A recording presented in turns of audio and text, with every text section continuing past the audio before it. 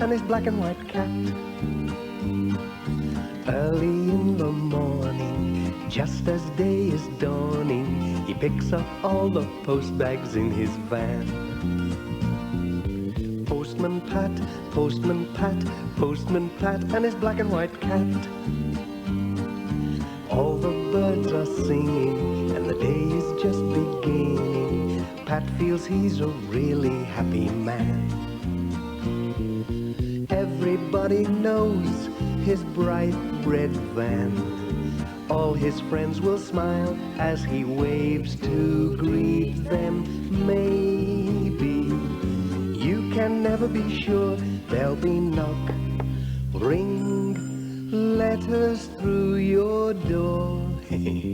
Postman Pat, Postman Pat, Postman Pat, and his black and white cat.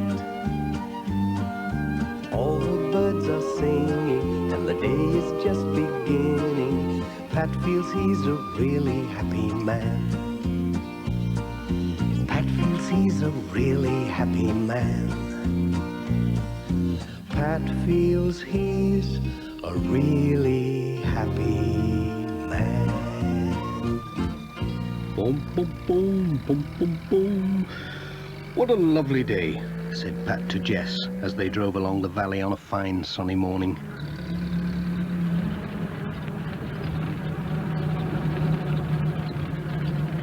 They came into the village and stopped at the post office as they did every day to collect the letters.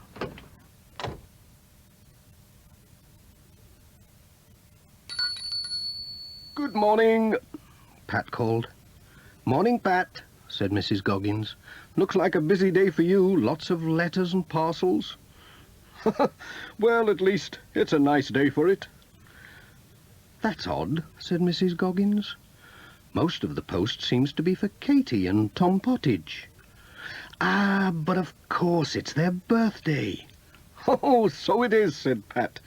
Won't they be excited when they see all these parcels? They are lucky. I remember when I was their age, waiting for the post. Hey, I'd better be on my way. They'll be looking out for me. Well, I'll be off. Goodbye. Boom, boom, boom, boom, boom, boom.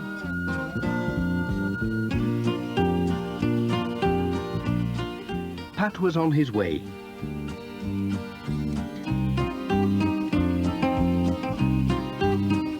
Before going to the Pottages, he had to call at the village school.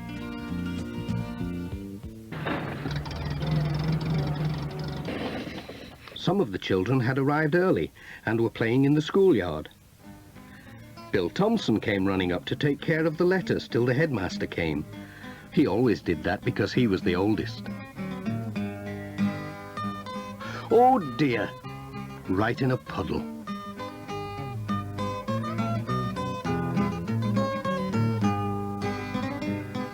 Sarah and Lucy Selby asked Pat if he was good at hopscotch because they'd just had new lines painted in the yard.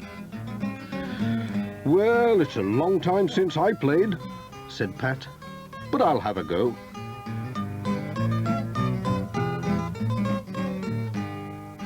Let's see now.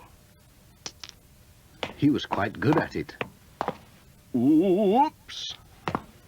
Pat was enjoying the hopscotch so much he almost forgot the time. Hey, I'll have to be going. We can't have the post being late, can we? Especially today. Bye-bye, Pat. Goodbye.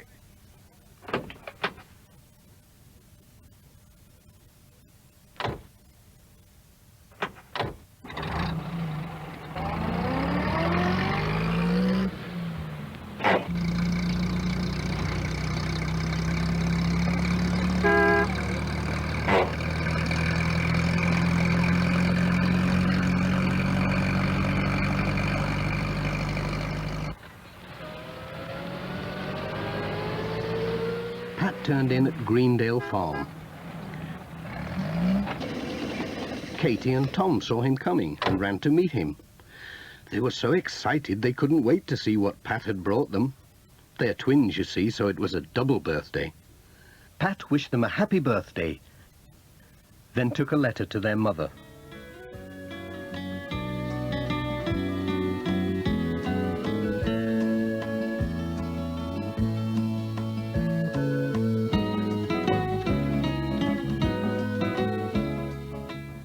Tom's present was just what he wanted.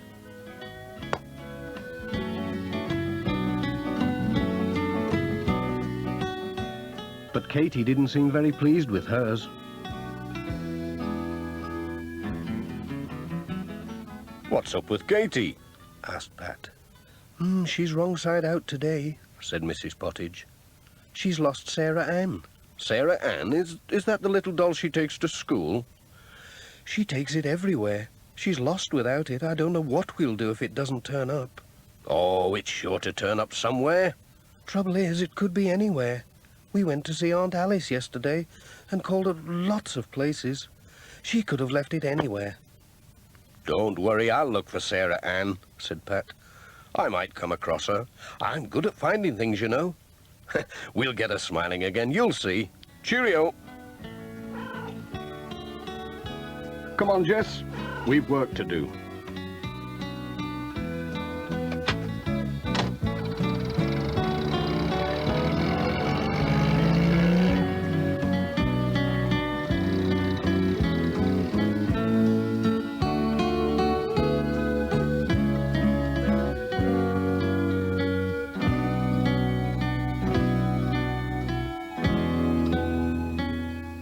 The next stop was the church.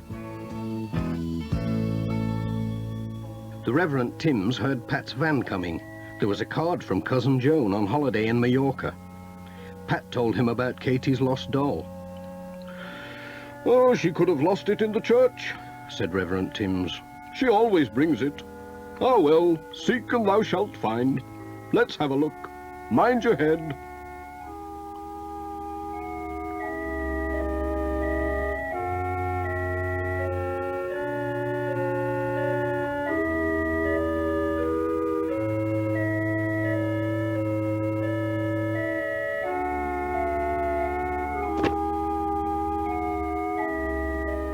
"Found anything?"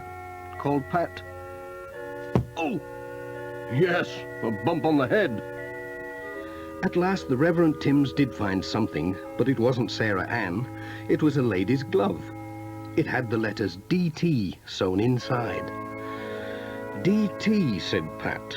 "Dorothy Thompson, that's whose it is, I'm sure. I'll take it along for her. She will be pleased." "Well, I hope Katie's doll turns up somewhere," said the Reverend Timms. "We'll just keep on looking till it does," said Pat. "Thanks for helping. Cheerio."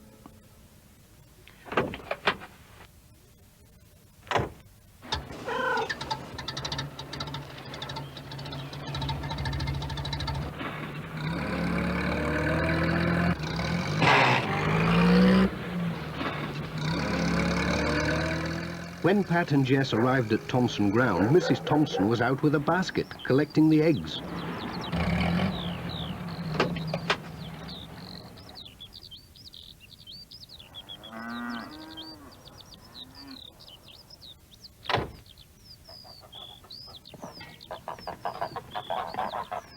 She was surprised when Pat gave her a glove with her letters. "Well, I never," she said. "Where did you find this? I've been looking everywhere for it." Then Pat told her about Katie's doll. "I was looking in the church for it. The Reverend Timms found your glove instead." "Now, let me see. Katie and her mother came to tea yesterday. She could have left her doll under a cushion. We'd better have a look."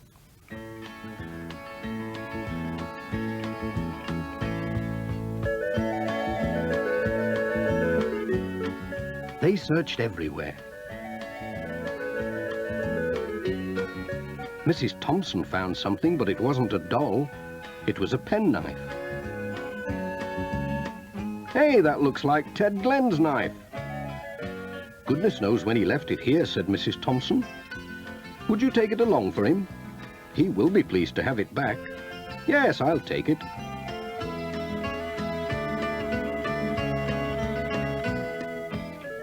"I do hope you find Katie's doll. We'll keep looking. See you tomorrow. Cheerio." "Bye-bye, Pat."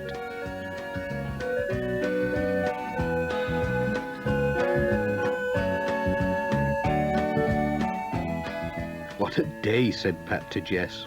"We found a glove and a penknife but no Sarah Ann. I wonder if there's any chance of finding her at Ted Glen's.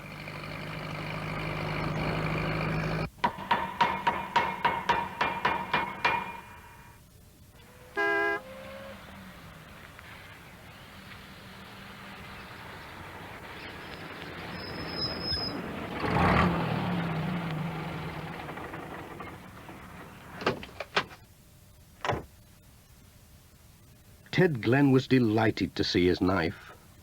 He couldn't guess where Pat had found it.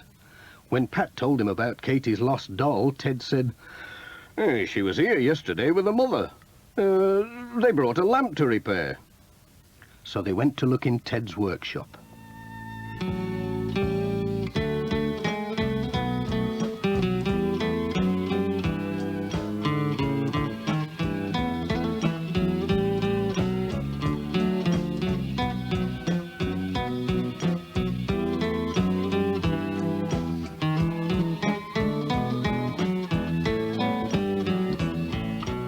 They didn't find the doll, but Ted found a watch that he'd forgotten he had.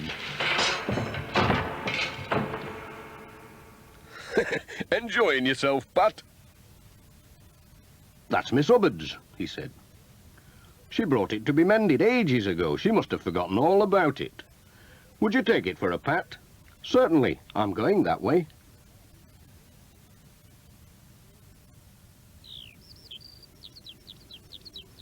"I hope you find the lassie's doll," said Ted.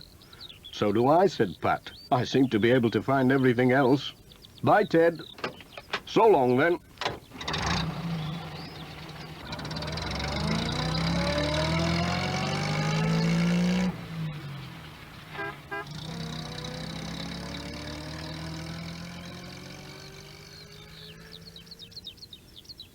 Miss Hubbard was shopping at Sam's mobile shop, whilst Sam was enjoying a cup of tea. Miss Hubbard was surprised to see Pat, and even more surprised to see her watch. Pat told them all about Katie's lost doll, but they hadn't seen it. "Poor Katie," said Pat, "and on her birthday too." "I know. I'll take her a box of chocolates. That'll cheer her up." "Aha! Sarah Ann. So that's where you've been hiding all this time." "It's Katie's doll," said Pat. "I found her when I wasn't looking for her, sitting behind the chocolates." Sam was amazed. That child gets everywhere. "I'll take the chocolates anyway," said Pat. "They'll make a nice birthday present." "Cheerio."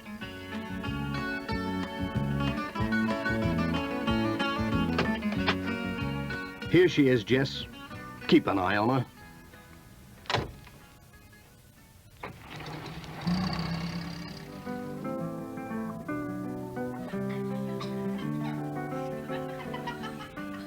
When Pat arrived at the twins' party with Sarah Ann and the chocolates, Katie gave a big smile, the first that day.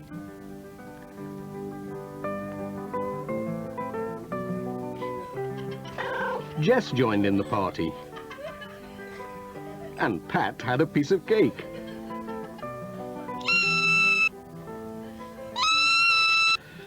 "Delicious," said Pat, "but it's time we were off."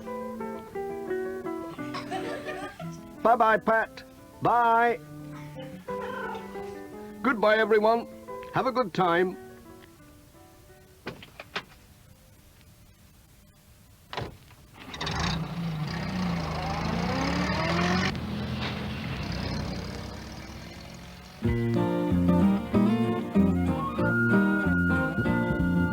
Postman Pat, Postman Pat, Postman Pat and his black and white cat. Bum bum bum bum bum bum, bidum dum dilly dum bum bum, brum bum bum bum bum bum bum.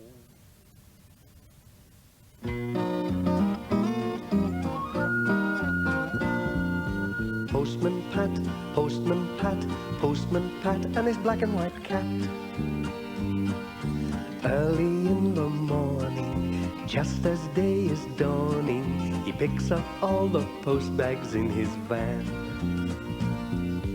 Postman Pat, Postman Pat, Postman Pat, and his black and white cat. All the birds are singing, and the day is just beginning. Pat feels he's a really happy man. Everybody knows his bright red van. All his friends will smile as he waves to greet them. Maybe you can never be sure. There'll be knock, ring, letters through your door. Postman Pat, Postman Pat, Postman Pat, and his black and white cat. All the birds are singing, and the day is just beginning. Pat feels he's a really happy man. Pat feels he's a really happy man. Pat feels he's a really happy man. It was a cloudy morning in Greendale, but as Pat set out along the valley on his way to the village post office, it brightened up.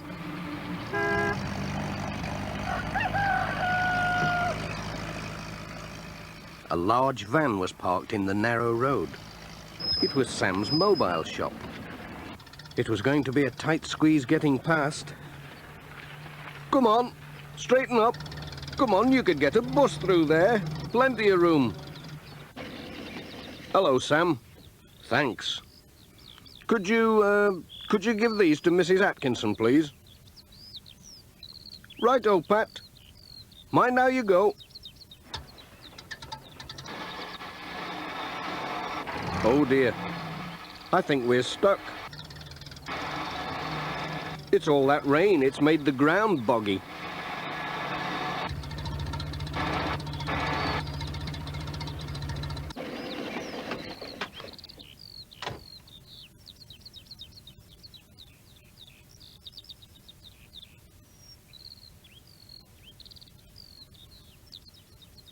Hello, Pat.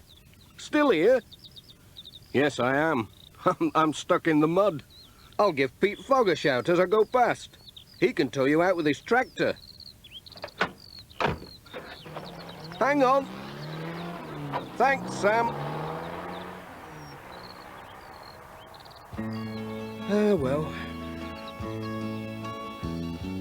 Looking at life through a farmer's eyes, always aware of the changing skies. The wind and the rain, they all make their claim as he plows and he sows and sets seeds into rows. He sees all the wonders that nature can bring as he works all the year to bring rich harvests in. Looking at life through a farmer's eyes, always aware of the changing skies. Hedgerows with birds, wild animals and trees. In the bright summer sun, he sees busy honeybees, and he's working with nature as all round the farm he'll try to make sure good things come to no harm. Summer and winter, seasons all through, there's never a time when there's nothing to do. Setting the crops and preparing the land, he always can do with a good helping hand. Looking at life through a farmer's eyes, always aware of the changing skies. He works between forests and valleys and hills, or the flat even plains with an unbroken view. But wherever it is, still the farmers can claim that they work for our bread with their harvests of grain.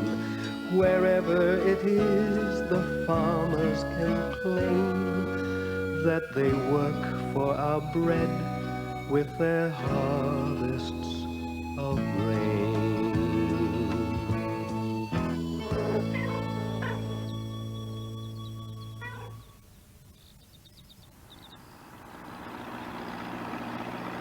Peter came at last.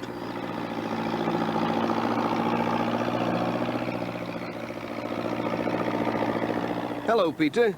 Can you tow me out, please? My van's stuck in the mud.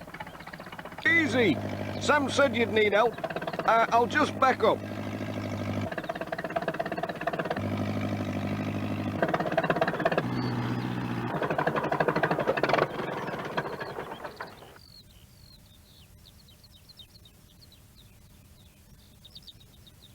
Now then, just tie it on there.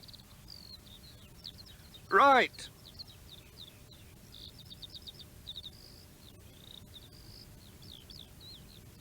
All right. Ready?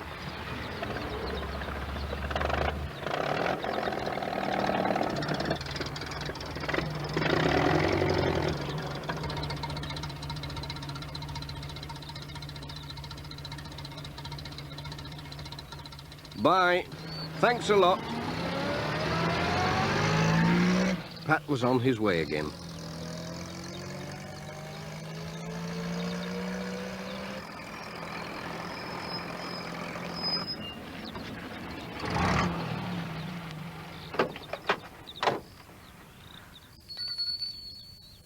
Morning. Morning, Pat. You're a bit late today. Yes, I got held up down by Atkinson's. I was trying to get past Sam's van, and I got stuck on the grass verge. Then I had to wait for Peter Fogg to come and pull me out with his tractor. Oh, a good thing he did. Look, Major Forbes' bull. It won first prize at the county show. Isn't it a magnificent animal? Have you seen it?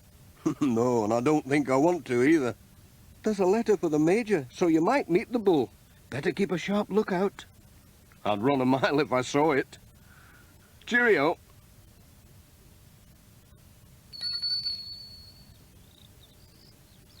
Dee dee dee dum dum dum ba dum bum bum bee bee dee dum dum bum bum bum bum bee boo ba dum bum bum bum bee doo rum bum bum bum diddly dum bum bum boo.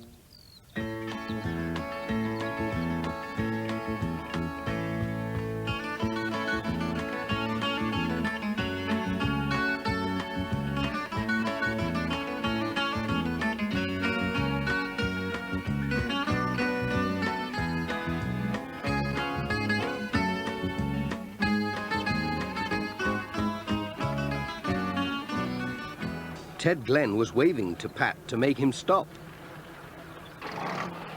Some fool's left a gate open. I bet it's those campers. The sheep have got into the clover field. It'll kill them if they eat too much. Can you give me a hand to drive them back? Yes, of course I will. I used to work on a farm when I was a lad. Have they gone far, then? You can see them, up there. They've spread out a bit. We'd better get after them. Hang on, Pat. We've left a gate open now. We're as bad as the campers. I'll shut it.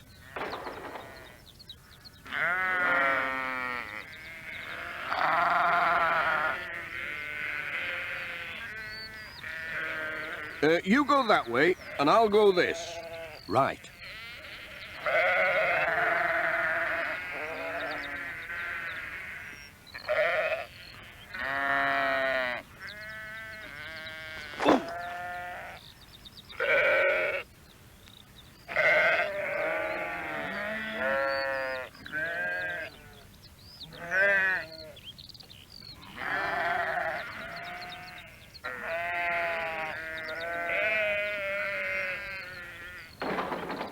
Phew. That was warm work. What's that funny noise? Hey up! It's that bull!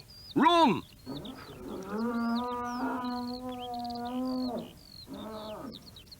Oh! Oh! Hey, wait for me! What's up, Ted? Oh, it's my ankle. Oh! By gum, it does hurt. Ouch! I can't get up. I think I've broken it. Now what are we going to do? You can't sit here till it gets better. I'd better go and get Dr. Gilbertson from the village. Won't be long.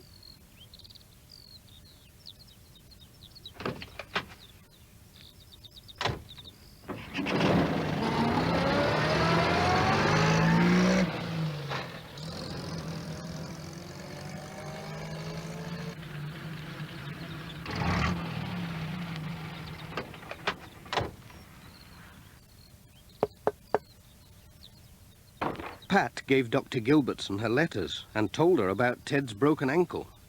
"Oh dear, my car's in Pencaster being serviced," said the doctor. "Then I'll take you in my van."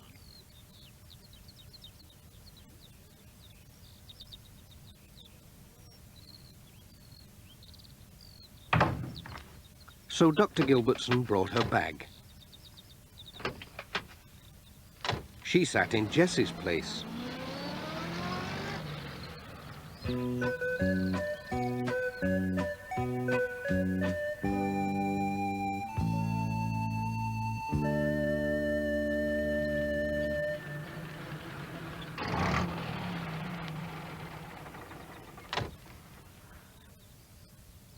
Ted was glad to see the doctor. "Oh! Ooh! Ouch!" She soon bandaged his ankle up.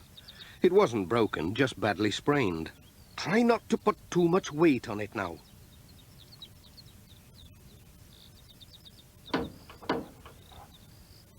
Pat's walking stick came in handy. "Thanks, Pat." "Oh. By gum." "You'll have to ride amongst the letters, Ted. Easy now." "Oh. Oh, dear."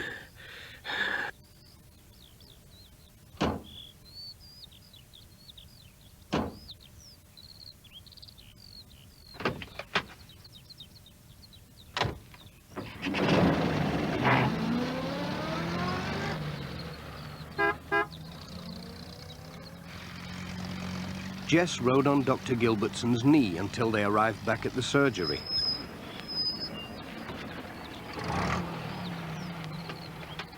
"Bye, Pat."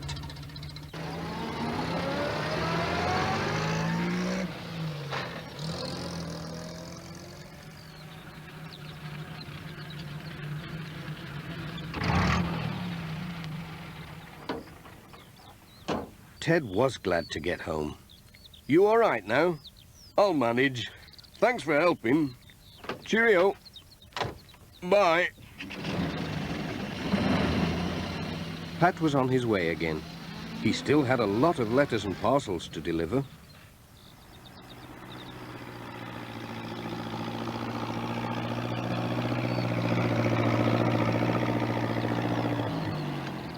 "Hello, Alf." "Hello, Pat. Thanks for getting the sheep back. It's the same thing every year. Gates left open all over the place. We'll have to have words with them campers, won't we, Dot?"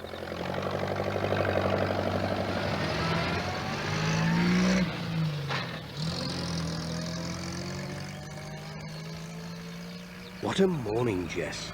Rounding up sheep, dodging bulls, fetching doctors. And now we're late with all this post. We'll have to get a move on this afternoon.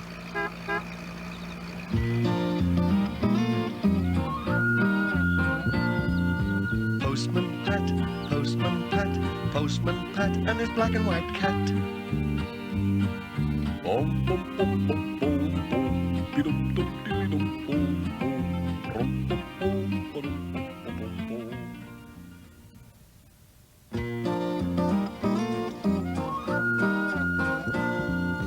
Postman Pat, Postman Pat, Postman Pat, and his black and white cat. Early in the morning, just as day is dawning, he picks up all the post bags in his van. Postman Pat, Postman Pat, Postman Pat, and his black and white cat. All the birds are singing, and the day is just beginning. Pat feels he's a really happy man. Everybody knows his bright bread van. All his friends will smile as he waves to greet them. Maybe you can never be sure. There'll be knock, ring, letters through your door. Postman Pat, Postman Pat, Postman Pat, and his black and white cat. All the birds are singing, and the day is just beginning. Pat feels he's a really happy man. Pat feels he's a really happy man. Pat feels he's a really happy man. Greendale was having a hard winter, and there'd been another snowfall in the night. It was icy as well. Postman Pat was out on his rounds as usual, but he had to go very carefully. Sam Waldron was out too, with his mobile shop. Hello, Pat. Rough weather. Hello, Sam. How's it going? Well, I don't think I'll be able to get this van up to Granny Dryden's with the groceries. I'll take them with the letters, said Pat. Righto. Here they are. That'll keep her going for a while. Thanks, Pat. Mind how you go.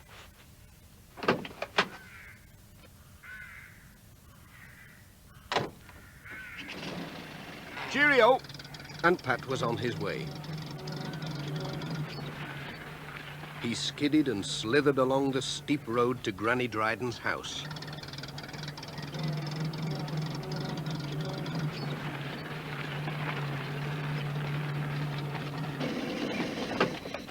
She was glad to see him, especially when she saw he had her groceries as well as a letter.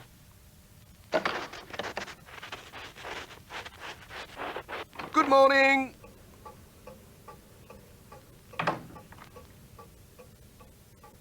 Oh, thank you, Pat. That's lovely. And that letter'll be from that lass of mine down in London. I can't find me reading glasses anywhere. Would you tell me what she says, Pat? Certainly. Now, let's see. She says, Dear Mum, just a line to let you know...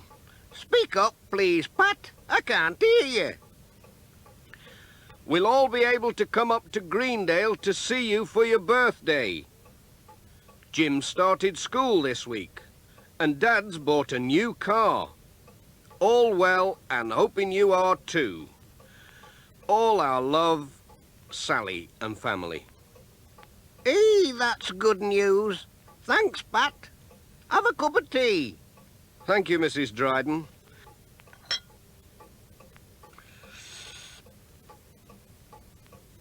Oh. Just the thing, this cold weather. I'll be on my way before it starts snowing again. Goodbye. Bye, Pat.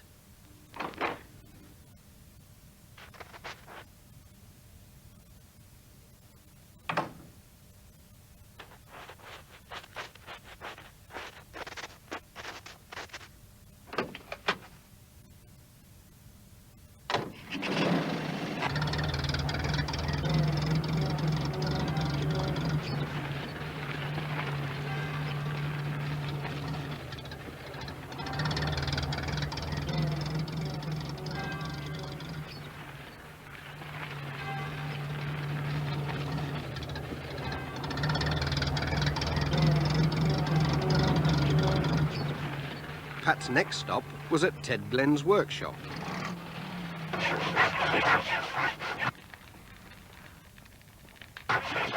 Morning, Ted. Hello, Pat. Why, brr, it's cold outside. That's a grand stove you've got there. I could do with that in my van. Ooh, it's lovely. Here's somebody writing from a warm place. Australia. It'll be our Bert. It's ages since he's written. That reminds me. I found Bert's old skates this morning. I reckon they'll be just about your size, Pat.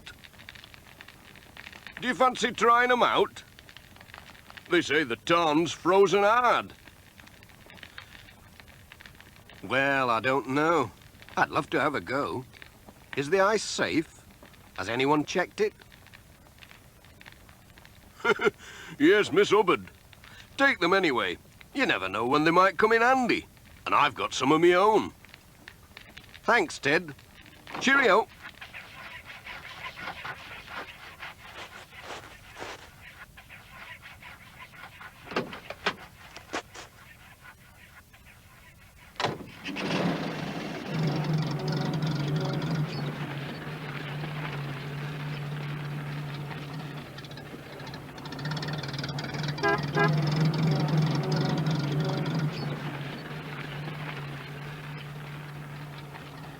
The wind was blowing the snow into deeper and deeper drifts.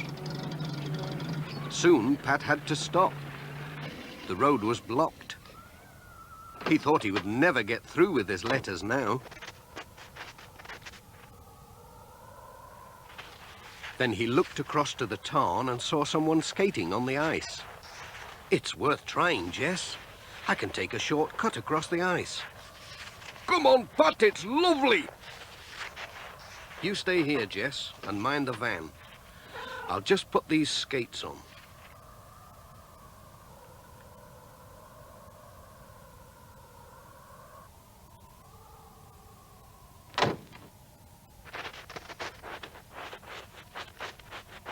Here we go. Whoa. Dee-dee-dee-dum, yada-dee-dee-do. Dee-dee-dee-la-da-dee-lam-do. Dee-dee-dee.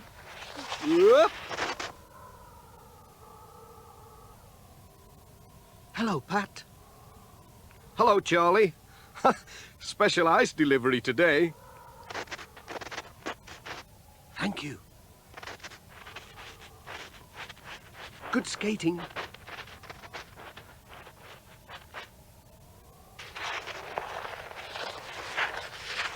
George Lancaster was still on the ice.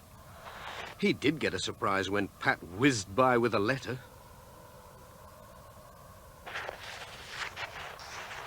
Mrs. Thompson was out for a spin too. Ouch! Hello, Pat. What are you doing down there? Are you all right? Yes, I'm all right. Look at Jess.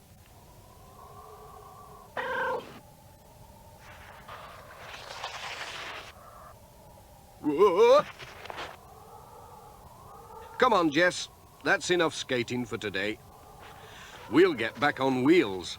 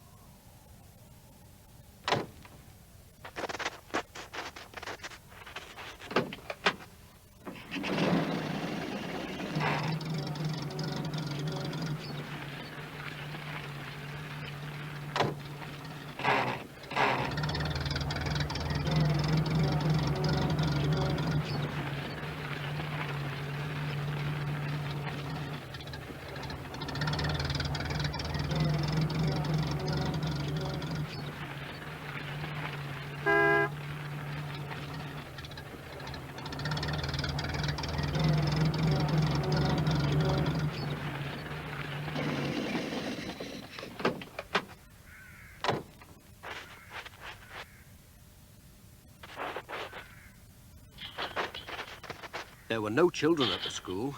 They were all snowed up at home. But the snowman was there.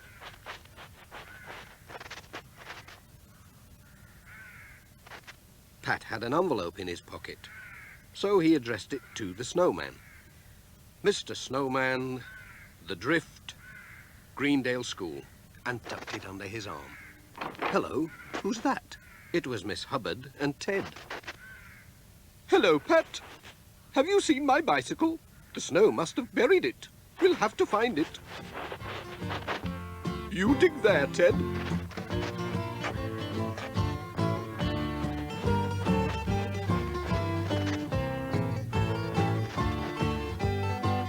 And you try here, Pat.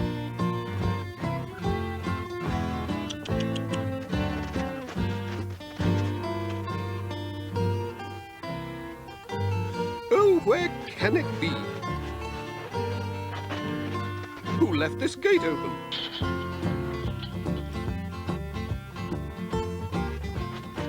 On with the search.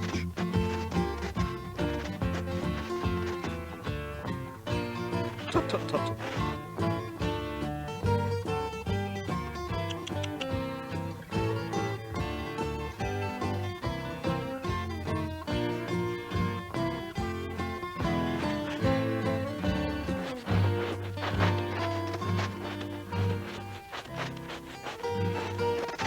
Any luck, Ted?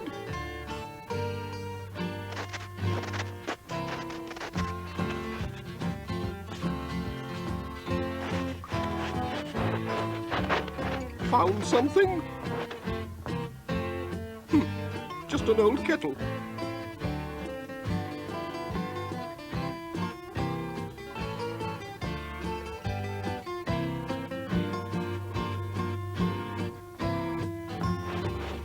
I think it's here.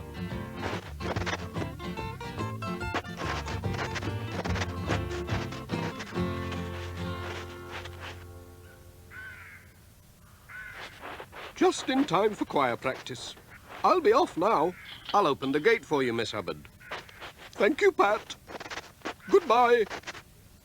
Bye, Miss Hubbard. Nothing stops her, does it? See you in church on Sunday.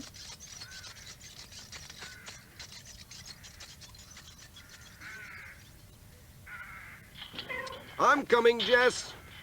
Time to go home.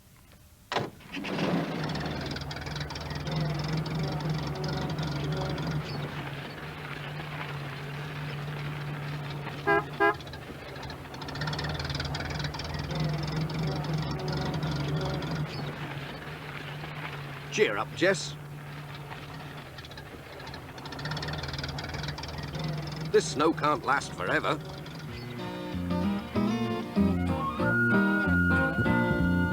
Postman Pat, Postman Pat, Postman Pat, and his black and white cat. Bom, bom, bom, bom, bom, bom, bidum, dum, didum, bom, bom, bom, bom, bom, bom, bom, bom, bom.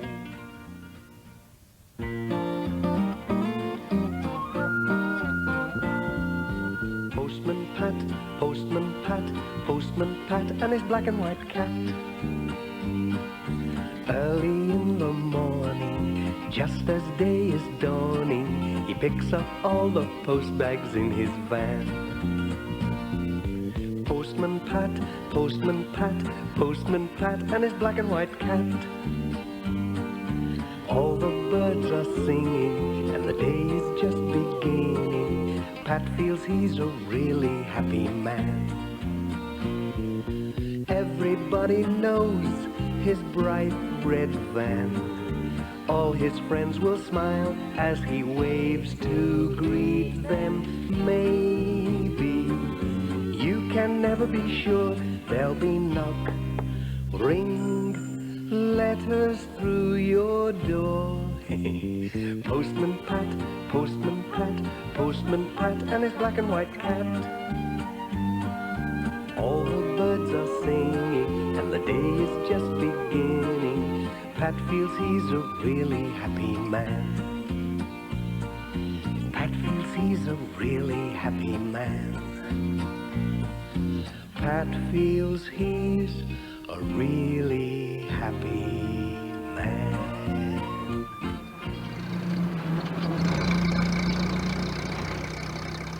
One sunny morning, Pat was hurrying along the road with a van full of letters and parcels for the people of Greendale.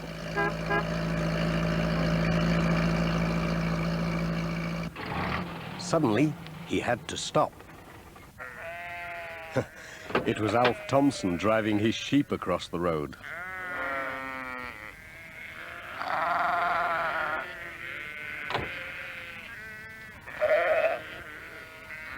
Don't worry, Jess. They won't eat you.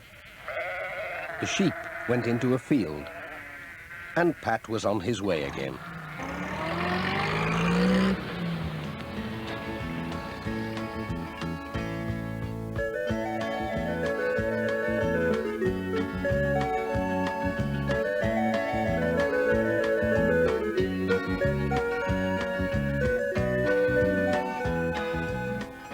His next stop was at the village school.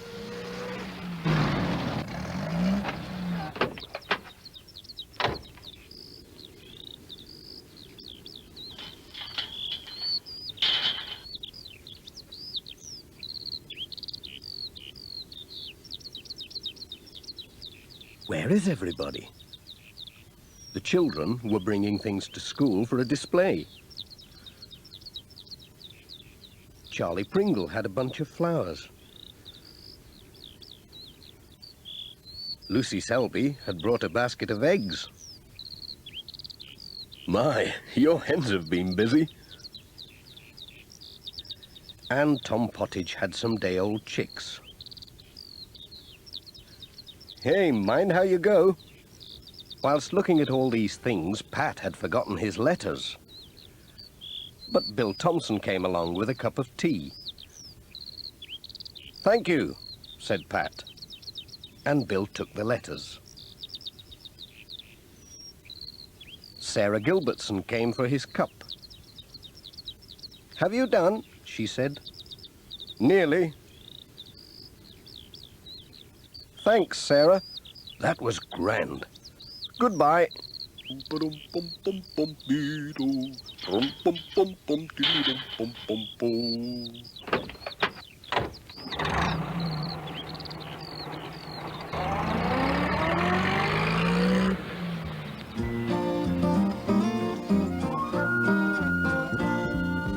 Postman Pat, Postman Pat, Postman Pat, and his black and white cat.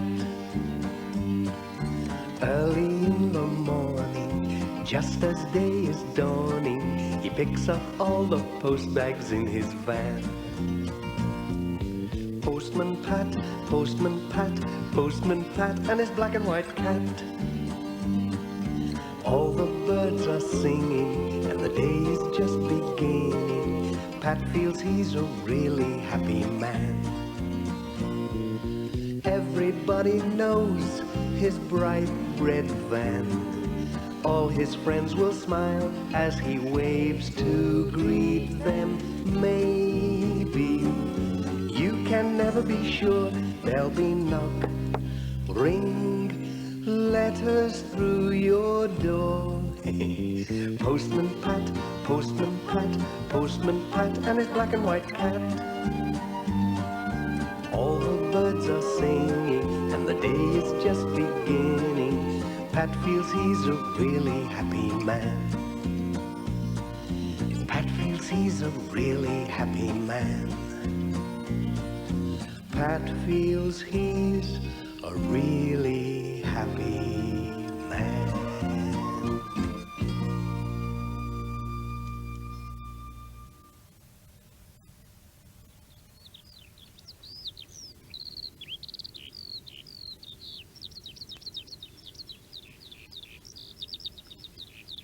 Pat was getting on well with his round. He locked his van, and as it was a nice day for a picnic, he took his sandwiches to a field on the hill above Thompson Ground. It's been an easy day today.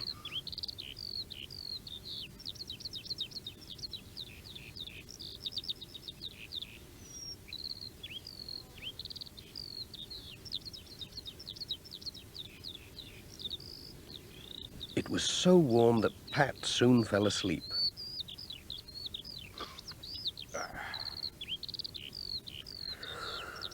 Oh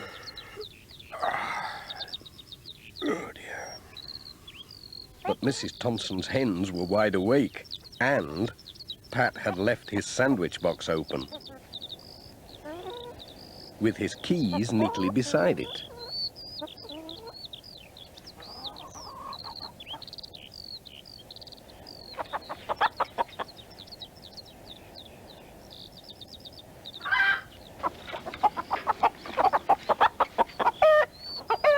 The noise woke Pat just in time to chase after his sandwiches. And then he turned round in time to see a cheeky hen stealing his keys.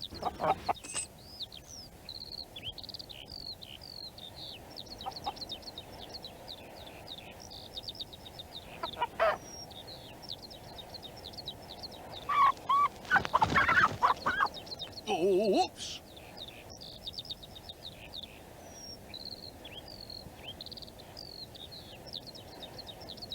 I must get my keys back.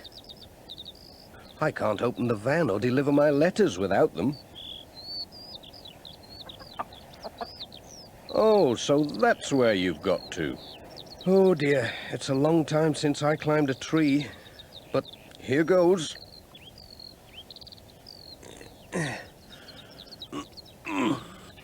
Oops.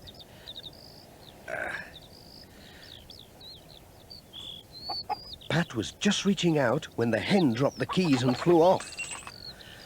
Now the keys were stuck in the tree, and as Pat was climbing towards them, the branch gave way and... Whoa! Oh! Right in the middle of a prickly bush. Ouch! Mrs. Thompson had heard the commotion and came to see what was going on. Pat told her about the thieving hen. "Dearie me," said Mrs. Thompson, "the little devil. She must think she's a magpie or some such. We'd better get a ladder and see if we can reach your keys." "There'll be no more post today unless we can," said Pat. "That won't do," said Mrs. Thompson, "especially when I'm expecting a letter from Auntie Jean to say whether she's coming for Easter or not." So they went for the ladder.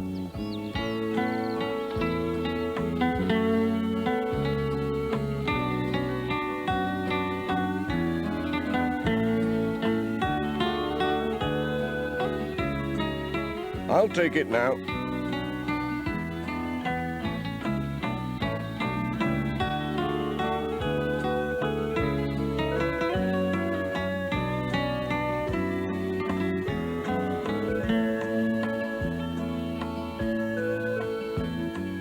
"They're here, all right.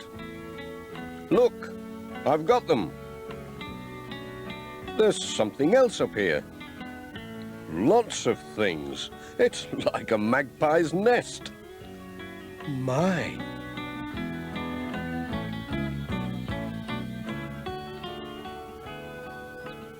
He brought everything down to show Mrs. Thompson. There were all kinds of shiny things. "There's my wedding ring that went missing last Easter. I thought I'd lost it down the sink."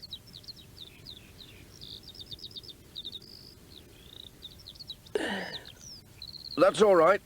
I'll get it down. Mind your head."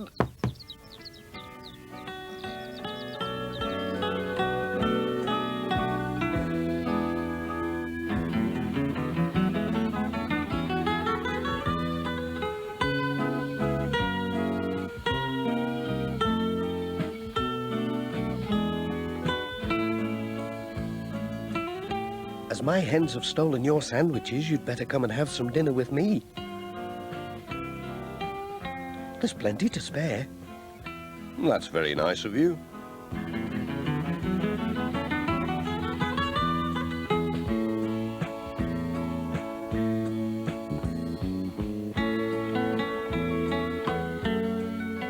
Pat was glad he'd lost his sandwiches when he saw what a good dinner Mrs. Thompson had cooked. Mrs. Thompson was glad too. She'd got her ring back. But it was soon time to be off. "Thanks for the meal. It was lovely. Come on, Jess." "Jess, come on."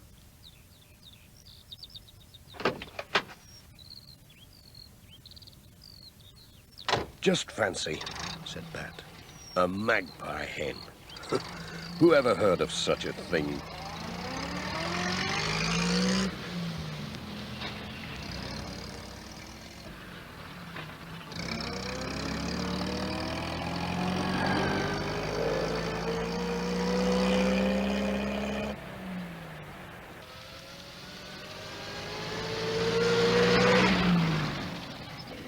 Pat stopped to tell Sam Waldron about the magpie hen. "It had better keep away from my van," he said. "I wonder if that's where my tie pin went."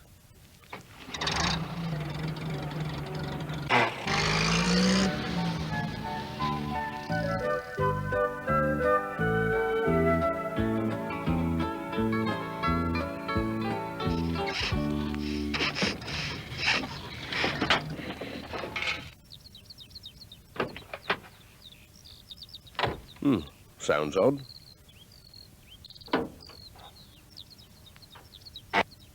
Oh, just needs a clean.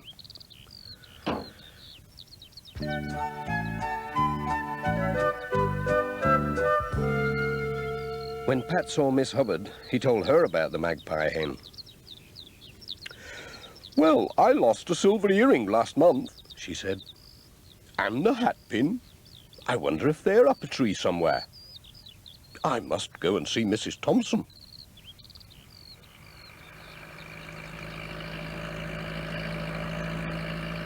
On the way home, Pat met Alf Thompson on his tractor and stopped to tell him about the magpie hen.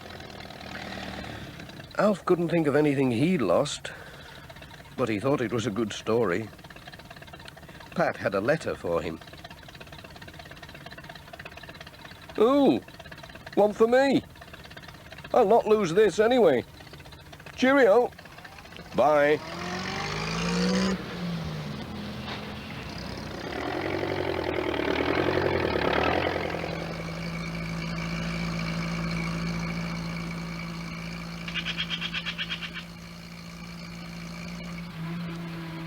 Pat saw some real magpies on the way home and wondered if they had taught Mrs. Thompson's hens to steal.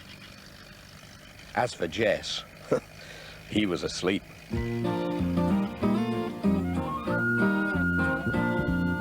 Postman Pat, Postman Pat, Postman Pat, and his black and white cat.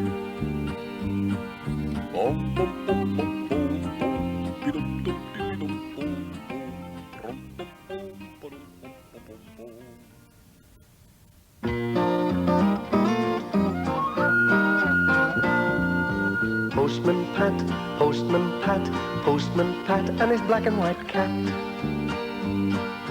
Early in the morning, just as day is dawning, he picks up all the post bags in his van. Postman Pat, Postman Pat, Postman Pat, and his black and white cat. All the birds are singing, and the day is just beginning. Pat feels he's a really happy man. Everybody knows his bright red van. All his friends will smile as he waves to greet them. Maybe you can never be sure. There'll be knock, ring, letters through your door. Postman Pat, Postman Pat, Postman Pat, and his black and white cat. All the birds are singing, and the day is just beginning. Pat feels he's a really happy man. Pat feels he's a really happy man. Pat feels he's a really happy man. There was a thick fog in Greendale. Pat had to go slowly along the winding lanes. Someone waved to him, but he couldn't make out who it was. Good morning," he shouted. He was late when he reached the village post office.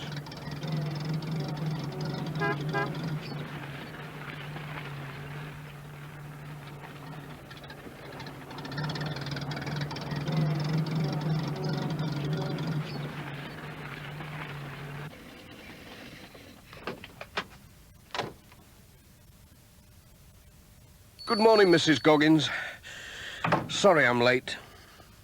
"No need to hurry," said Mrs. Goggins. "There's no sign of the letters yet. It'll be this nasty fog. Come and sit yourself down and have a nice cup of tea." "Thank you. That'll be lovely after that foggy drive," said Pat. "I'll just brew up."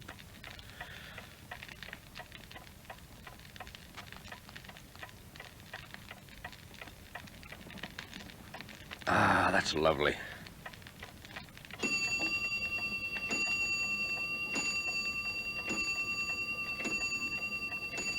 Pat was just getting warm and comfortable, and Mrs. Goggins was just bringing the tea and biscuits, when ping went the shop's doorbell.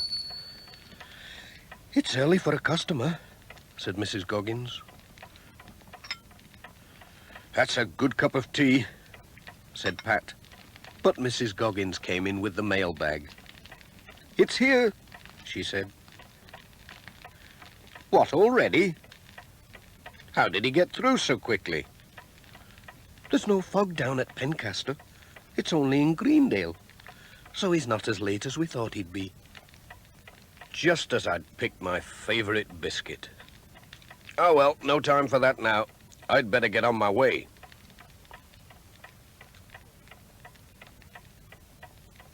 Hold on, Mrs. Goggins. I'll give you a hand. He helped to sort the letters. Not too many today, thank goodness, with all this fog about. Goodbye. Oh, and thanks for the tea. Mind how you go. It's as thick as ever out here.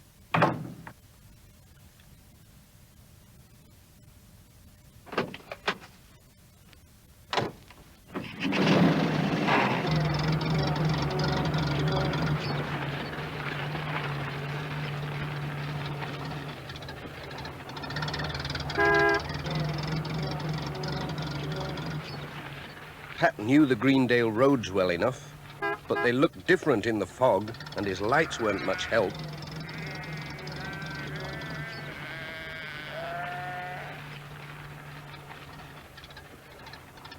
He must have taken a wrong turn somewhere, so he stopped by a signpost to find out where he was. Oh dear, it wasn't a signpost, only a crossroads sign. Now what? Pat didn't know which way to go.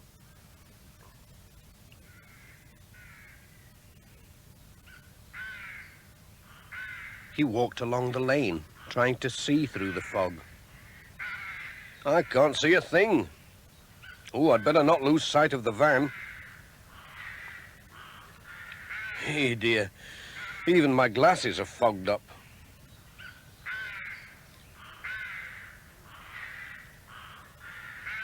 Then he saw someone standing in the field. Why is he so still? It must be Ted Glenn out after rabbits. He'll know the way. I'll pop over with his letter and ask him. Pat walked up very quietly so as not to disturb the rabbits and touched Ted on the shoulder. Ted didn't move. Pat put the letter in Ted's pocket. He still didn't move. Pat gave him a nudge. Oh, it was a scarecrow. Pat did feel silly. He was glad no one saw him. Sorry, Scarecrow. The letter isn't for you. And I don't suppose you can tell me the way in this fog. Goodbye.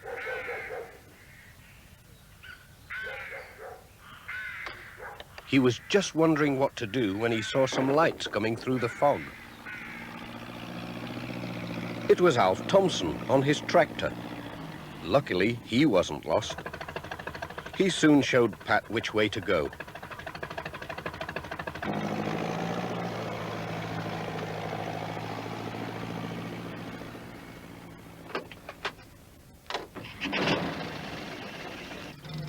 Pat was on his way again.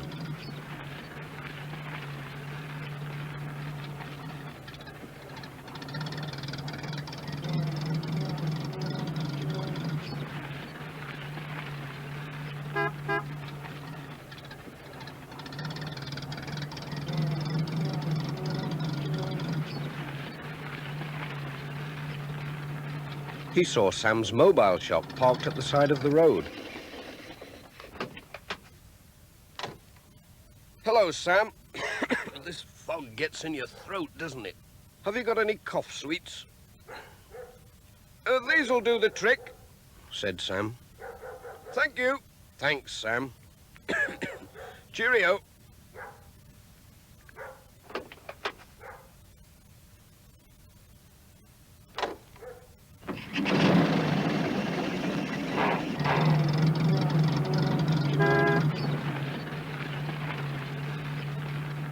The next stop was at the church.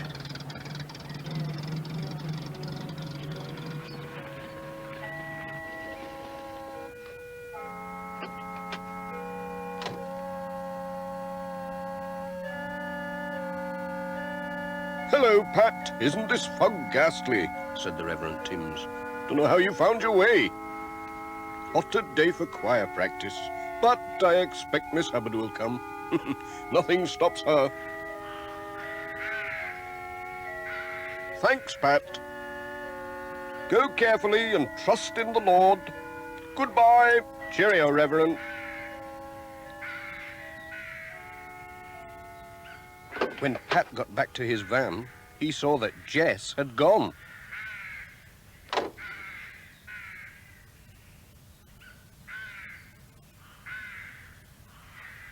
Pat looked everywhere. Where could that cat be? Perhaps he'd gone looking for rabbits. Pat set out to seek Jess. He called and called. Jess! Jess, where are you? Jess! Come on, Jess. Hit push, push, push, push. Jess! Jess! Push, push, push, push, push. Jess! Come on, Jess. Oh!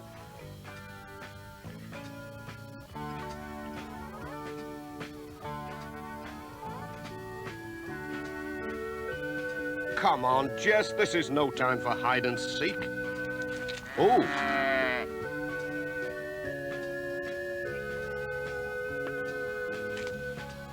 Push, push, push, push, push. Oh, dear, dear, dear.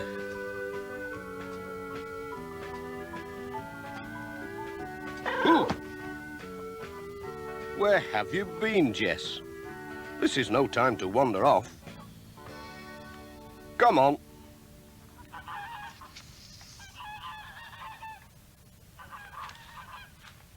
Pat was lost again. Now you've done it, Jess. We're really lost this time. Let's try this way. He couldn't even find the road, let alone his van.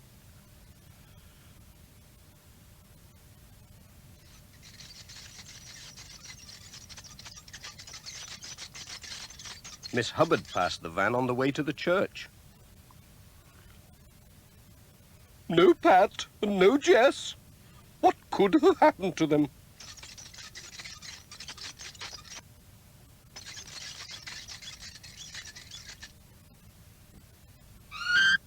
Hello, Vicar. Have you seen Pat? His van's in the road, but there's no sign of him or his cat. Oh, dear. Pat called quite some time ago. They must be lost in the fog. I know what we must do, said Miss Hubbard. We must ring the bells to guide them back to the church. Come along, Reverend. Pull.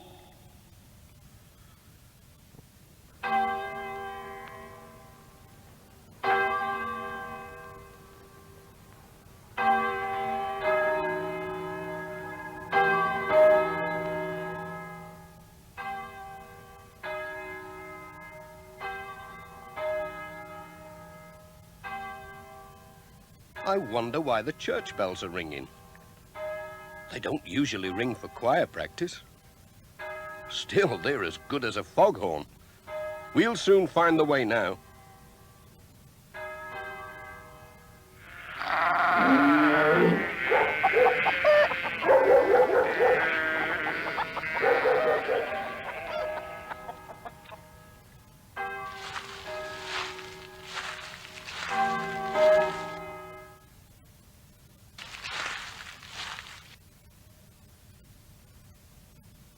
There's Pat now. Hello, Reverend. Hello, Miss Hubbard. It's a good thing you rang those bells. We were completely lost. Never mind, we're all right now. The Lord is our guide, said the Reverend. Come and have some tea. There's plenty in the pot. Thanks, just what I need, said Pat.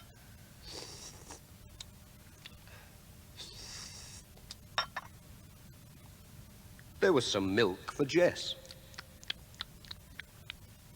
Look, said Miss Hubbard.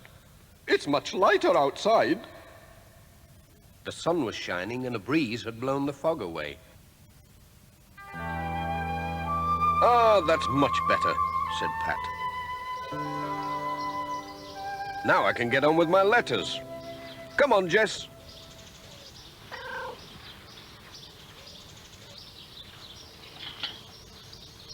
Cheerio. Farewell. Bye, Pat.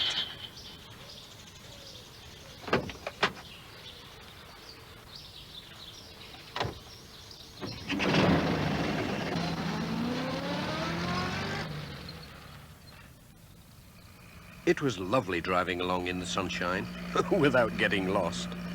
Look, Jess, that scarecrow's still waiting for a letter.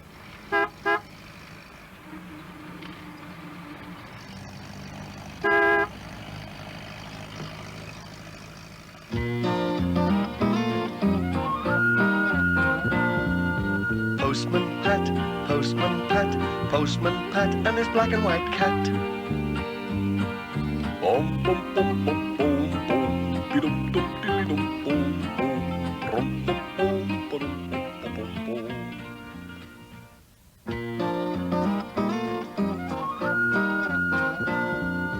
Postman Pat, Postman Pat, Postman Pat, and his black and white cat.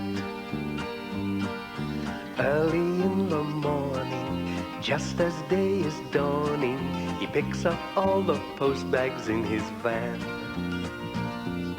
Postman Pat, Postman Pat, Postman Pat, and his black and white cat. All the birds are singing, and the day is just beginning. Pat feels he's a really happy man. Everybody knows his bright red van. All his friends will smile as he waves to greet them. Maybe you can never be sure. There'll be knock, ring, letters through your door. Postman Pat, Postman Pat, Postman Pat, and his black and white cat. All the birds are singing, and the day is just beginning. Pat feels he's a really happy man. Pat feels he's a really happy man. Pat feels he's a really happy man. There was deep snow in Greendale. Peter Fogg was busy clearing the roads. Nobody could get about until he had shifted the snow. Postman Pat, and Sam Waldron, and Miss Hubbard followed in Peter's tracks.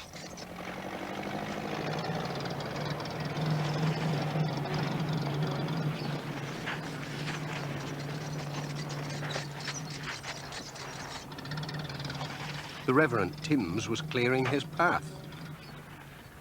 He waved to Pat as he slowly went by.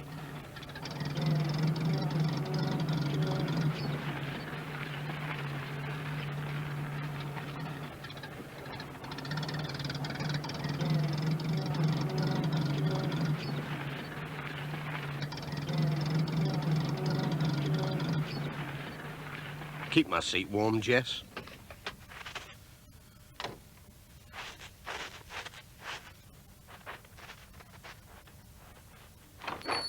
Morning, Mrs. Goggins.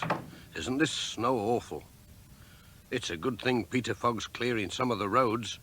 We'd never have got through without him. They do say there's 10-foot drifts up at Intake Farm, Pat. And here's an urgent parcel for George, up at Hilltop. You'll never get there today, you know. Oh, dear. But I'd better take it just in case. I usually manage somehow. Well, mind how you go, Pat. We don't want you getting buried in the snow. Oh, I'll be all right. Cheerio.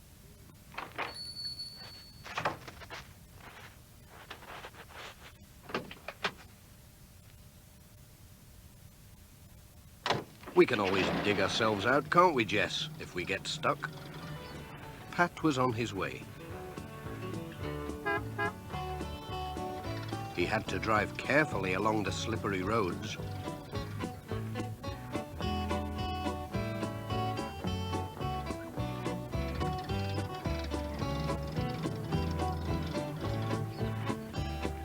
At Greendale Farm, the twins were waiting for him.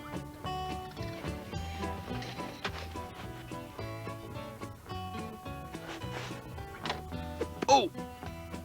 Who threw that? You little monkeys. Two can play at that game.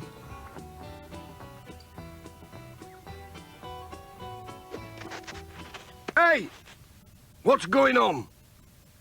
Oh dear. Sorry, Mr. Thompson. I didn't know you were here. I was aiming at the twins. That's all right, Pat. It's only a bit of fun. You're just in time, 'cause the road's blocked and the snowplow's stuck in a big drift. We've come to dig it out. You could give us a hand. OK. I can't get on with my round anyway till the road's clear. I'll just give Mrs. Pottage her letters first. The snow's bad this year, Mrs. Pottage. Well, the twins are enjoying it. Yes, so I've discovered. Bye, Pat.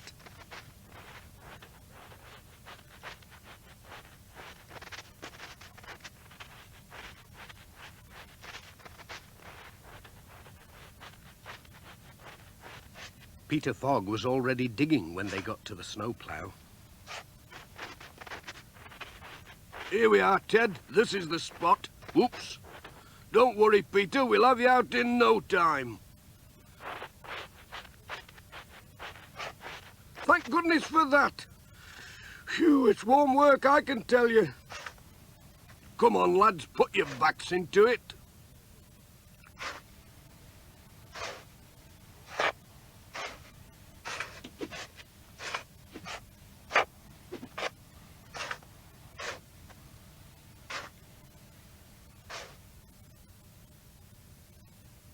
Hang on, I'll see if I can get through now.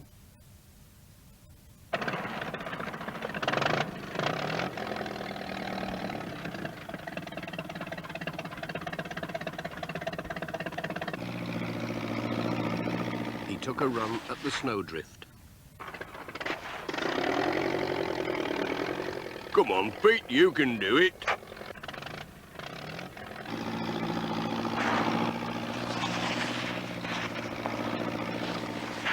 He was through. The twins had been busy.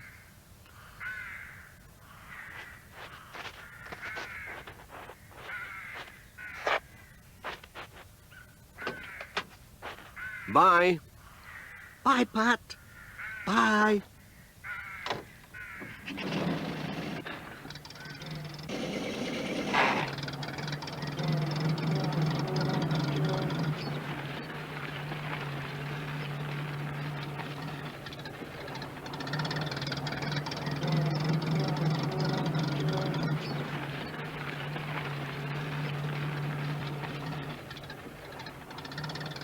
Pat stopped at the vicarage with a letter for the Reverend Timms.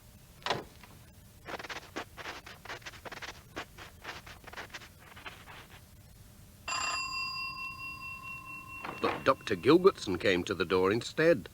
Come in, Pat. The poor Reverend slipped on the ice and broken his leg. Oh dear, that is bad news. Hello, Pat. Just look at this. Isn't it stupid? A piece of bad luck, I'd say, Reverend. But I've brought a letter to cheer you up.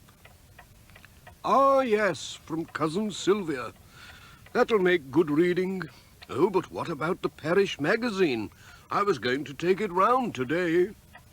I can take it with my letters, said Pat. No trouble at all. I'll see they get through. Cheerio, Reverend.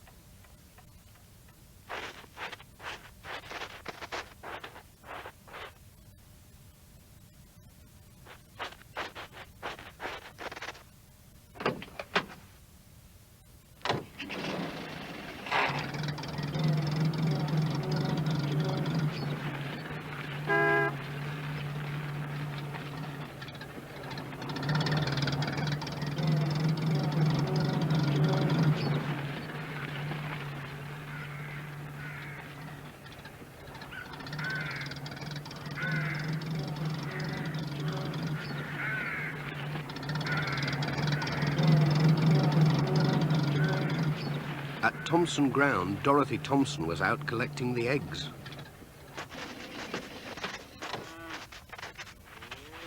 I hope you haven't any letters for Hilltop, She said. The snow's so bad that Peter had to turn back. The plough just couldn't get up the hill. I've got a parcel for George, marked urgent. What can I do? Perhaps I could walk it. I've got a better idea. We can use the old farm sledge. I've got to take some food up for the sheep. Well, it's a long time since I was on a sledge. But it looks like the only way of getting the parcel there.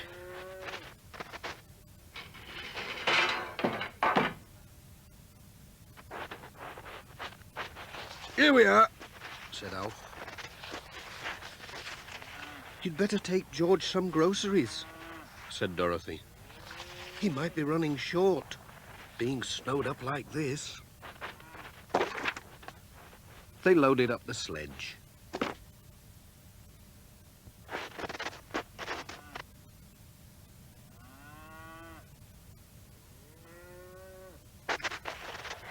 Off they went.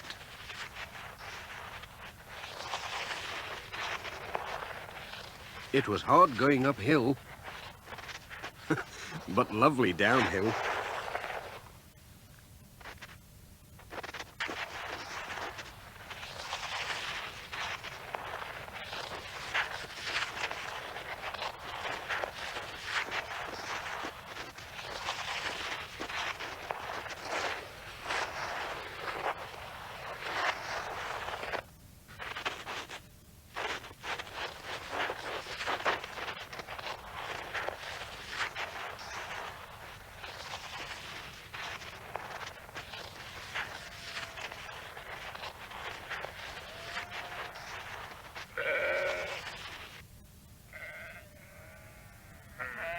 The sheep were glad to see them.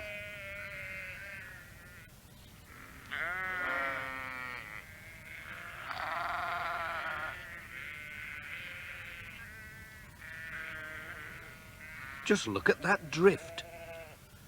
George's house was nearly buried.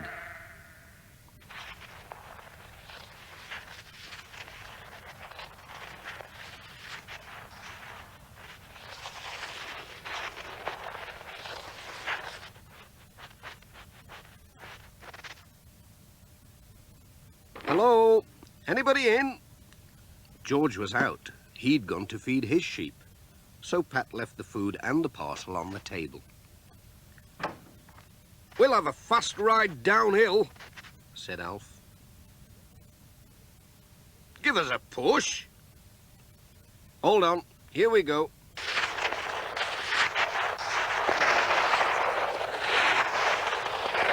Hold on, Pat. Help!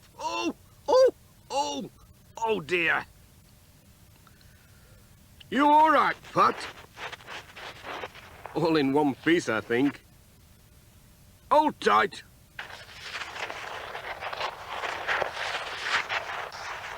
Hey!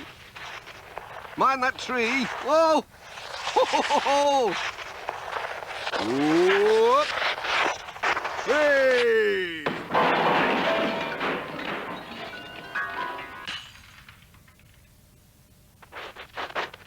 My goodness. That's one way of delivering a parcel. We'll need a hot drink after that, said Alf. Here we are, all ready for you.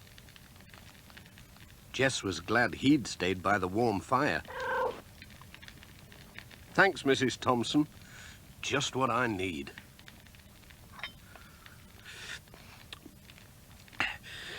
Aye, there's nought like a good cup of tea.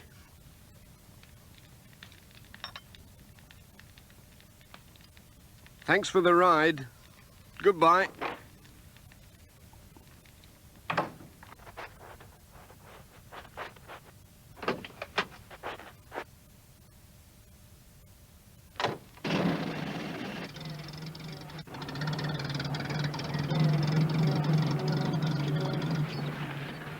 The rest of Pat's round was in the valley, and the roads had been cleared and gritted by now. No more digging or sledging today, said Pat. It takes more than snow to stop us, Jess.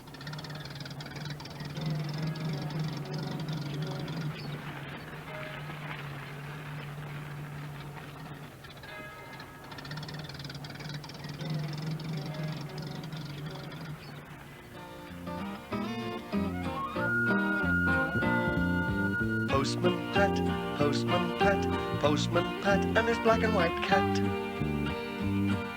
Bom, bom, bom, bom, bom, bom, dee-dum, dum, dee-dum, bom.